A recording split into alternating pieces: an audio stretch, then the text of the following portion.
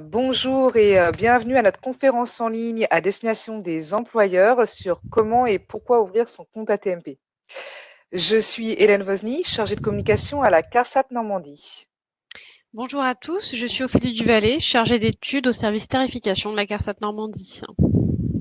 Nous allons co-animer cette conférence. Alors, je suis désolée, j'ai oublié de passer nos slides, mais vous venez de nous voir. Avant de commencer, quelques conseils. Privilégiez le casque audio plus confortable pour le son. Fermez les autres logiciels qui utiliseraient la bande passante de votre connexion. Vous pouvez échanger avec nous par écrit via le chat et en répondant aux sondages proposés. Posez vos questions via le volet de chat en haut à droite de votre écran pendant la présentation. Nos experts sont là virtuellement derrière leur écran pour y répondre. Et le volet sondage va vous servir pour exprimer votre avis. Et d'ailleurs, nous allons y aller tout de suite pour répondre à une première question. Donc, j'ouvre le petit volet sondage. Êtes-vous prêt à découvrir le compte ATMP? Oui, non, pas encore convaincu. J'ouvre les votes. C'est à vous.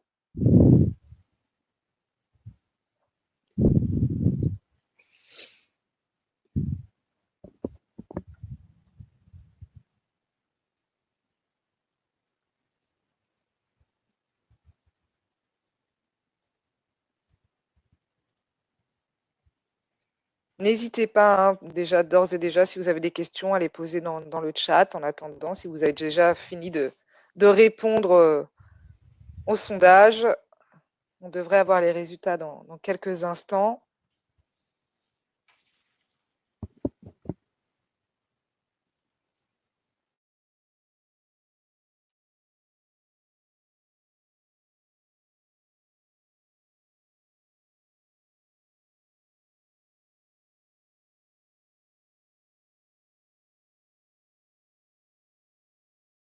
Ça ne devrait plus tarder. Alors donc, vous êtes donc 80, c'est une bonne nouvelle, vous êtes 88% à être prêts à découvrir le compte ATMP. Donc, allons-y sans plus attendre. Donc, Ophélie, si je te demande, c'est quoi le compte ATMP? Eh bien Hélène, le compte ATMP, c'est un service en ligne accessible depuis le site netentreprise.fr. Il est ouvert à toutes les entreprises cotisantes au régime général de la sécurité sociale. Je vais vous présenter les modalités d'inscription et les avantages pour vous en tant qu'employeur, et ce, même si vous êtes une toute petite entreprise avec un seul salarié. C'est un service qui est gratuit, actualisé quotidiennement. Il y est proposé un bouquet de services que nous allons détailler ensemble. Tout d'abord, vous pouvez y consulter les taux de cotisation accident du travail et maladies professionnelles qui sont notifiés à votre ou vos établissements avec le détail de leur calcul.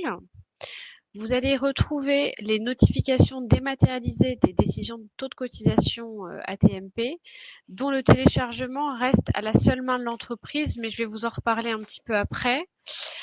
Vous allez y trouver également un bilan individuel des risques professionnels, que je vais vous détailler juste après.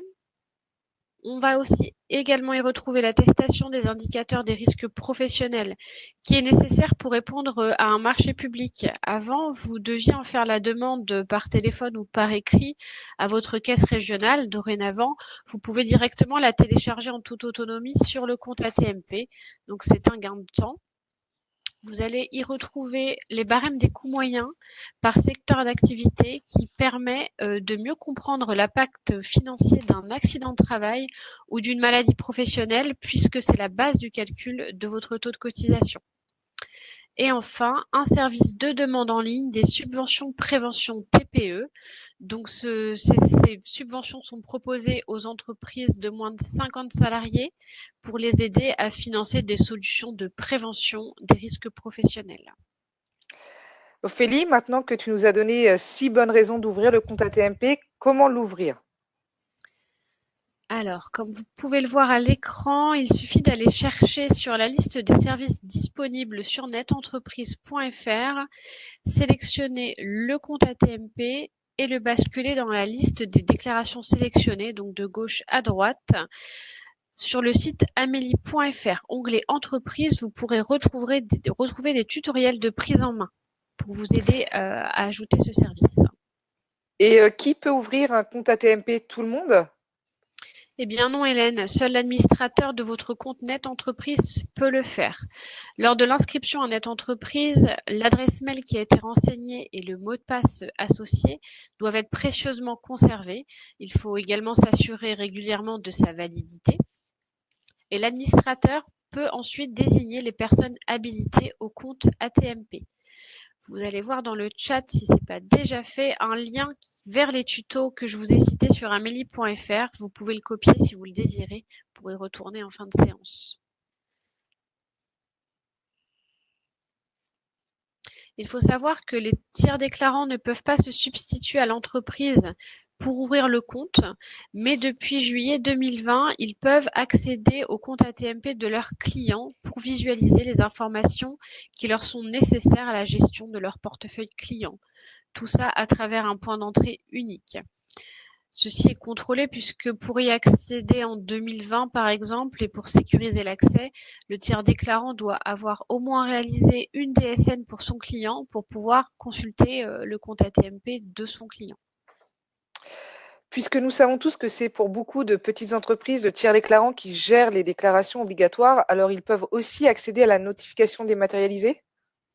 Eh bien non, Hélène, justement.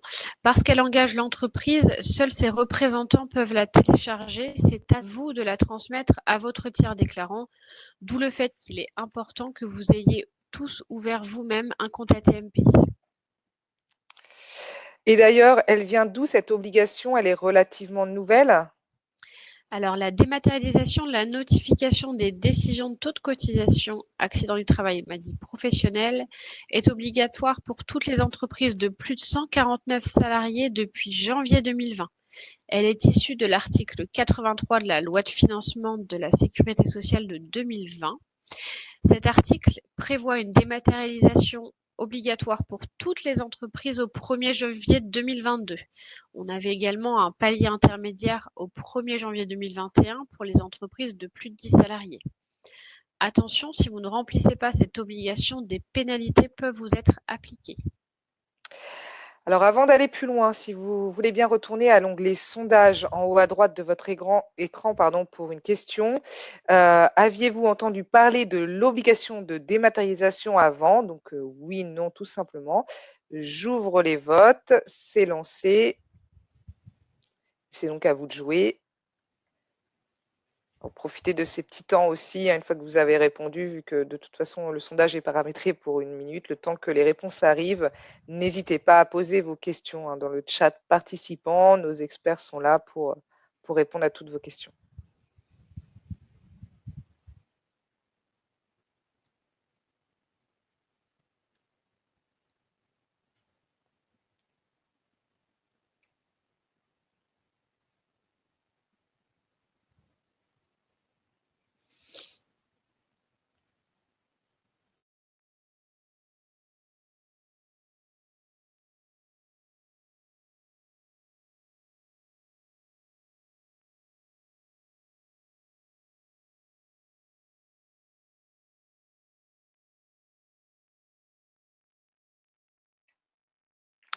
Alors donc vous êtes 77 à avoir déjà entendu parler de l'obligation de dématérialisation avant.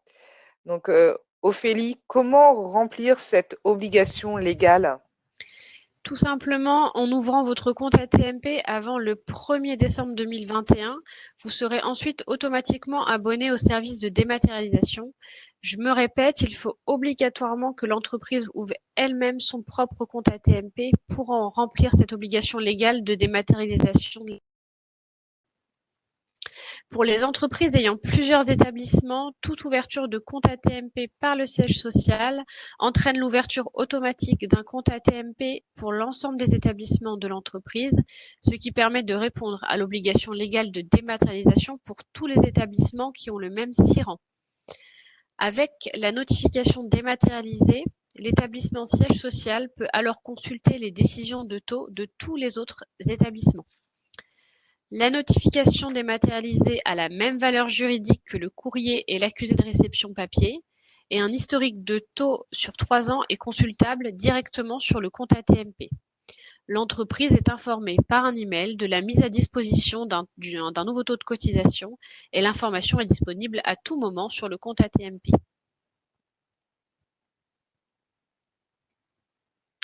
Alors, je vous ai cité en début de live le bilan des risques professionnels. Alors, qu'est-ce que c'est?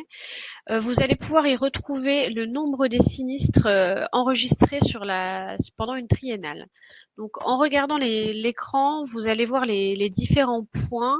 Au niveau du point 1 au milieu, vous avez un tableau qui représente le nombre de sinistres par année sur la période des 3 années qui ont servi à déterminer votre dernier taux de cotisation. En bas, le graphique numéro 2, vous allez en fait trouver le positionnement de votre établissement par rapport à ses pairs et vous pouvez faire cette comparaison pour tous les établissements puisque en haut à gauche, au niveau du point 3, vous avez un menu déroulant qui vous permet de choisir le SIRET concerné.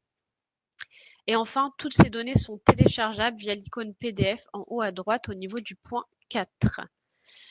Le bilan des risques professionnels permet de comparer son taux de sinistralité avec ceux d'établissements de même catégorie d'activité et appartenant à la même tranche d'effectifs. On y retrouve également l'origine des sinistres et la localisation la plus fréquente des troubles musculo-squelettiques, qui est la première cause de maladie professionnelle en France. Cela peut vous inciter à faire de la prévention des troubles musculo-squelettiques une priorité. Donc Ophélie, peux-tu nous expliquer la finalité de ces subventions et le profil des bénéficiaires? Alors Hélène, la finalité de ces aides financières, c'est d'aider concrètement les petites entreprises, donc celles de moins de 50 salariés, à intégrer une culture de prévention et contribuer à faire baisser la sinistralité des TPE en les accompagnant et en les outillant au mieux avec un petit coup de pouce financier. Alors ce coup de pouce, c'est pour financer n'importe quoi? Alors non Hélène, pas n'importe quoi. C'est fait pour financer l'achat de matériel et d'équipements visant à réduire les risques d'exposition aux accidents du travail et maladies professionnelles.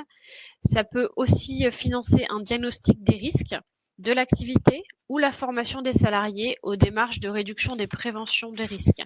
N'oubliez pas que depuis 2012, dès le premier salarié embauché, la formation d'un salarié désigné compétent en prévention des risques professionnels est obligatoire. Cette prise en charge peut aller jusqu'à 50% de l'investissement, le tout bien évidemment dans la limite des budgets disponibles. Et la demande se fait en ligne via le compte ATMP. Donc en résumé, une entreprise a-t-elle de bonnes raisons d'aller ouvrir son compte sur netentreprise.fr? Eh bien Hélène, nous en pouvons en retrouver au moins 6. La première bonne raison, et non des moindres, est de ne pas risquer des pénalités en remplissant l'obligation légale de dématérialisation de la notification de taux. On peut également consulter les taux de cotisation notifiés pour les établissements avec le détail de leur calcul. La notification dématérialisée permet également de mettre à disposition de l'établissement ses décisions de taux plus rapidement. Troisième bonne raison, faire le point en temps réel sur les sinistres qui ont été reconnus récemment par la caisse primaire et qui impacteront les futurs taux de cotisation. Quatrième bonne raison, accéder à une rubrique, comprendre la tarification qui donne des éléments d'information sur les cotisations ainsi que sur le barème des coûts moyens par secteur d'activité. Pour les entreprises de moins de 50 salariés, ils peuvent demander en ligne des subventions prévention TPE pour vous aider à financer des solutions de prévention des risques professionnels. Et enfin, l'accès est sécurisé et disponible 24 heures sur 24, 7 jours sur 7, donc plus facilement compatible avec les horaires de travail de chacun.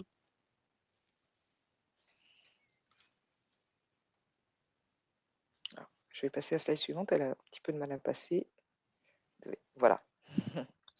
L'assurance maladie risque professionnel et son réseau de caisses régionales proposent différents services pour accompagner les entreprises en prévention. Si le portail unique d'information de l'assurance maladie reste amélie.fr, onglet entreprise, vous pouvez aussi trouver des informations sur les sites des organismes en région.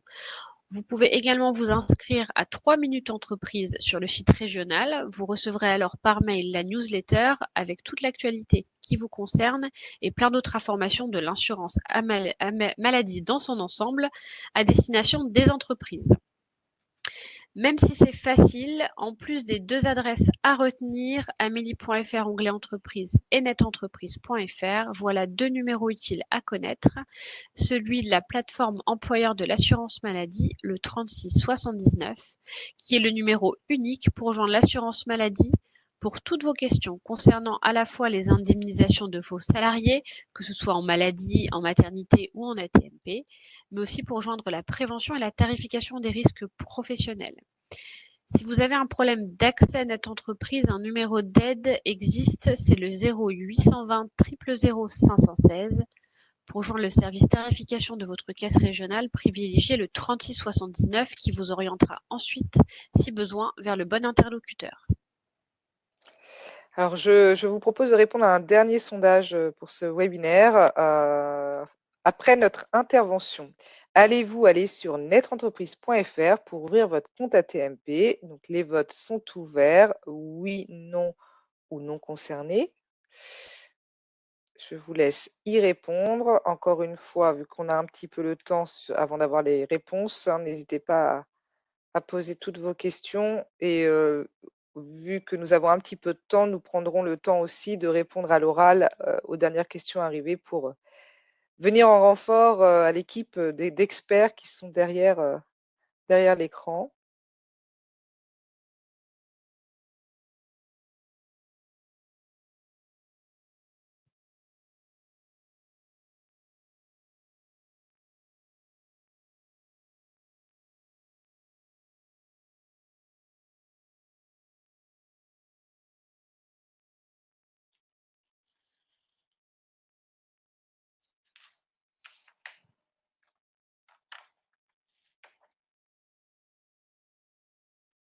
Ça ne devrait plus tarder, les résultats, voilà. Donc, vous êtes 56% à avoir répondu que vous étiez prêt à ouvrir votre compte AT-MP, 44% de non concernés, il n'y a pas de non, donc c'est déjà une bonne nouvelle. Donc, j'invite tous ceux qui sont prêts à le faire dès maintenant, ce sera fait, sinon on risque d'oublier aussi. Merci d'avoir écouté notre intervention, Ophélie, hein, pour toutes ces informations. Je vous propose donc, avant de clore ce webinaire, de répondre aux questions qui viennent d'arriver. Je remonte le fil, hein, Ophélie, je sais que tu le fais également, donc si les 3 minutes news sur Amélie sont disponibles à quel endroit, s'il vous plaît? Alors là, j'ai une petite colle en direct parce que nous sommes de la CARSAT Normandie. Je peux vous indiquer où elles sont sur les sites de région. Sur les sites en région, l'inscription se fait sur les Elles sites sont, en région. Puisqu'il y voilà, a une mais partie régionale, il faut s'inscrire sur le site de sa CARSAT. voilà pour s'inscrire. Après, je sais qu'on les retrouve aussi sur Amélie. Je vais essayer de regarder pendant qu'Ophélie répond à une de vos questions pour vous mettre le lien.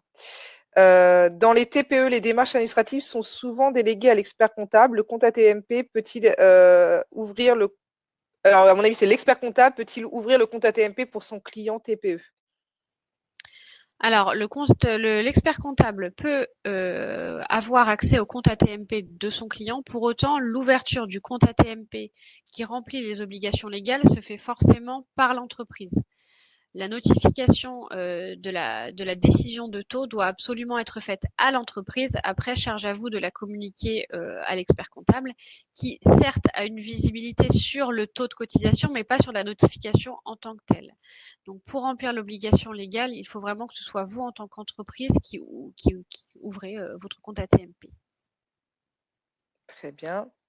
Alors, est-ce qu'il y a des questions auxquelles les experts ont été très, très réactifs, hein? Je vois qu'il y a Ouais, beaucoup de réponses qui ont été... ouais, le lien vers la 3 minutes entreprise a été mis à 11h18 dans le chat si vous voulez la récupérer. Mais Alors là, attention, c'est c'est le celle lien de vers... Normandie. oui, voilà. C'est ce que... Voilà. Alors, en fait, je viens d'aller voir sur Amélie. Hein, c'est dans... quand vous êtes sur Amélie Entreprise, c'est la rubrique Votre entreprise, cotisation et gestion. Tout en bas du sommaire qui est à gauche, vous avez un lien, enfin, une page newsletter 3 minutes entreprise. Voilà. Est-ce qu'il y a d'autres questions qui arrivent?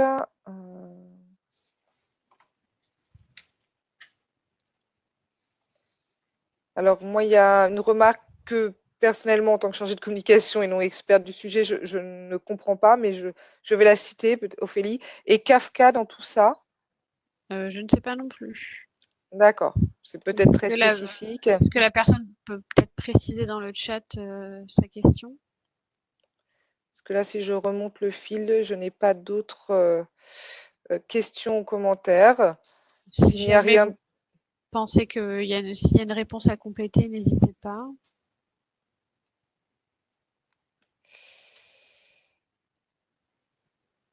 Ok. Bon, bah, si s'il n'y a pas d'autres questions, on va pouvoir clore ce webinaire. Merci d'avoir participé. Nous vous demandons maintenant de répondre à un rapide questionnaire de satisfaction, s'il vous plaît. Donc le lien s'affiche dans le chat, hein, si je ne me trompe pas. Voilà, il vient d'être affiché. N'hésitez pas à cliquer dessus pour y répondre. Ça nous servira. Vous allez recevoir un courriel suite à ce webinaire avec la possibilité de revoir cette conférence et vous retrouverez le document présenté. Je vous remercie et je vous souhaite à tous une belle après-midi. Merci à tous, bonne journée.